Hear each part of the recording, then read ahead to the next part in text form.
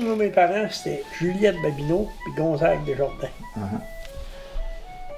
Je suis le cadet de la famille de 7. Je suis venu au monde en 1937, puis j'ai 77 ans. OK. Mon nom, c'est Ronaldo, pour ceux qui ne me connaissent pas. Puis pour ceux qui me connaissent, c'est Noun. Pourquoi Noun? C'est un nickname que mon père m'a donné quand j'étais jeune, puis j'ai tout resté avec ça. Puis tout le monde me connaît sous le nom de Noun. Si je réponds au téléphone et je dis c'est Ronaldo, ils ne savent pas. OK. Je suis un peu ouvert. Ça, c'était l'été. Un camp à ton père. On est sur le Bowland, ça. Ah oui? Attends,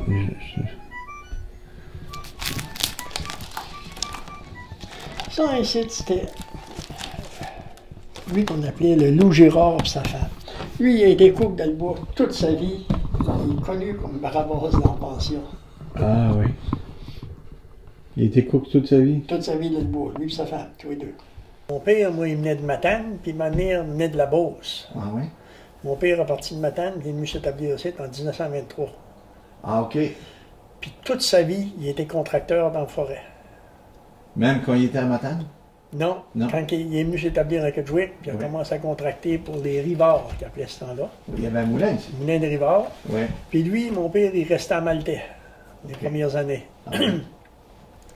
Puis plus tard, on veut dire, il a commencé à contracter pour la compagnie IP puis la compagnie Fraser. OK. Il contractait pour les deux compagnies en même temps. Ah oui. C'était rare de ce temps-là, parce que c'était comme de la chicane.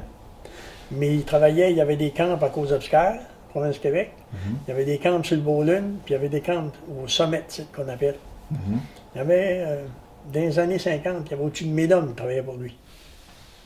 Tu sais, c'était des gros camps du front.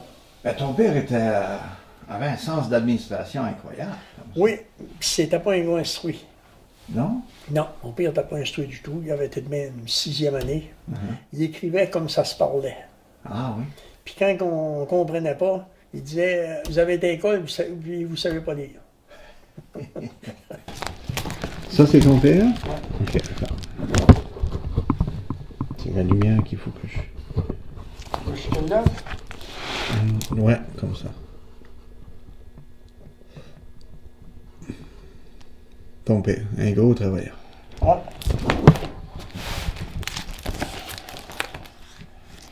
Ça aussi, c'était tout du bois cordé. Ça, c'était des drives. Ça, je vais te montrer de quoi. Ça, c'était une sluice. Quand tu parlais d'une sluice, je vais t'expliquer. Oui, ça, c'est... On voyait le bois, puis ça glissait jusqu'à la rivière. Oui, mais ça, elle est en construction. Donc, elle était finie. La sluice était finie. Ça descendait jusqu'à la rivière, ça s'empilait là. Ouais. Puis ensuite, ils prenaient la dynamite pour la bouger. Là, la sluice, là, c'était ça le tas de bois. En bas de la sluice. En bas de la sluice. OK. Puis là, quand ça fondait, ça, c'est la rivière ici. Oui, c'est la rivière passe en dessous. OK. Quand ça fondait, il fallait qu'il y ait en avant de la sluice, c'était toute la même affaire, ça. Il fallait qu'il y ait en avant de la sluice, puis il commence à...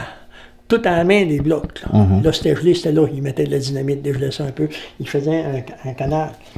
Mais dans un tas de bois de même, il y avait probablement 10 000 cordes de bois. Oh.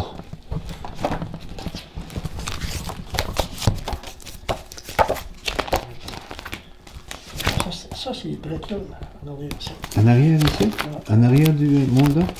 En arrière du village? Là? Une belle maison. OK. Ça, c'est les maisons. Le pont qu'il y a là, Mhm. c'est l'écluse.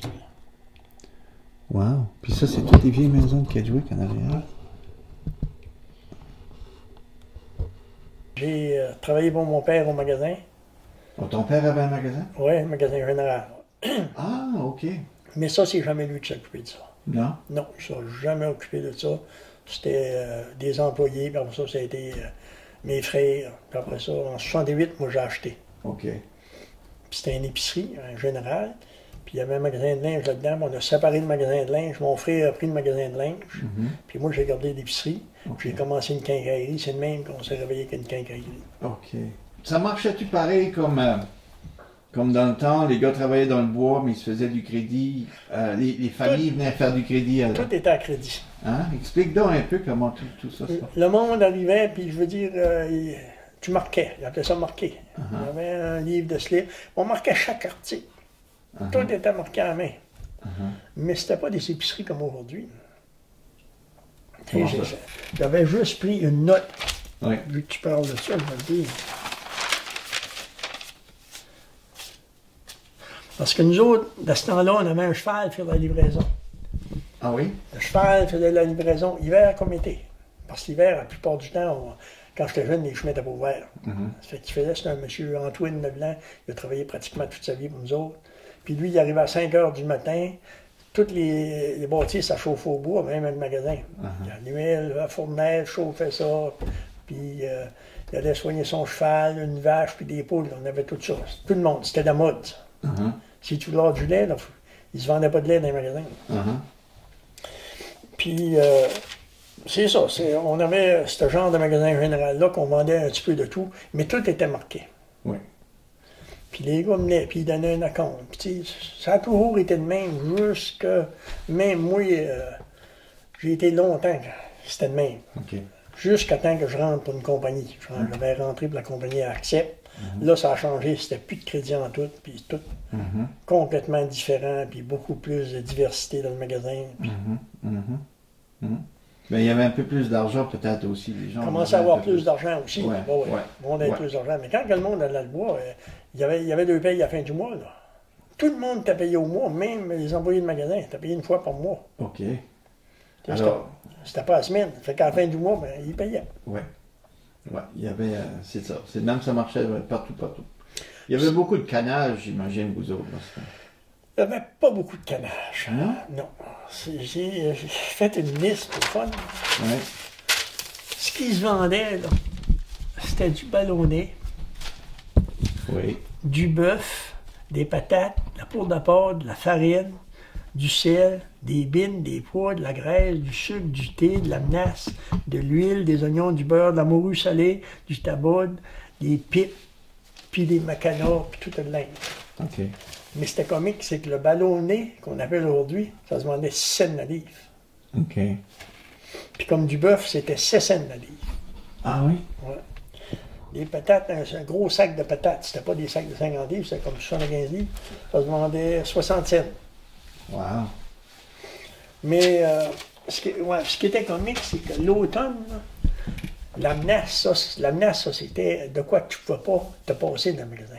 Okay. Ça arrivait dans des immenses barils qu'on avait juste à l'automne. C'est qu'à l'automne, on descendait ça au sol avec des gros câbles, mettait une gang de gars, puis ils roulaient ça dans le sol pour pas que ça gèle, sans ça, c'était pas sortable. Oui. On mettait de la menace dans le sol, le vinaigre, ça arrivait de même. Puis il y avait... Vous aviez des tonneaux, c'est ça? C'était tous des gros tonneaux de bois. Puis à part de ça, il y avait le lard salé, ça arrivait dans des gros tonneaux. Puis ça, le lard, c'était comme ça d'épais, ce temps-là. C'était pas un petit lard qu'on va se faire. Ouais. Puis ça, c'était juste du lard salé.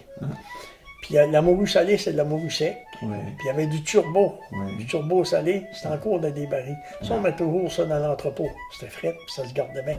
Mais c'était le maudit job d'aller chercher l'hiver, parce qu'on voulait. Puis quand le monde voulait avoir de la menace, il fallait qu'ils emmènent le contenant. OK. Parce que c'était dans le baril. Ouais. Il y avait une pompe, je l'ai même donné une au musée, une grosse pompe à menace. On pompait ça. S'il y avait un petit pot, plus gros pot, ben non.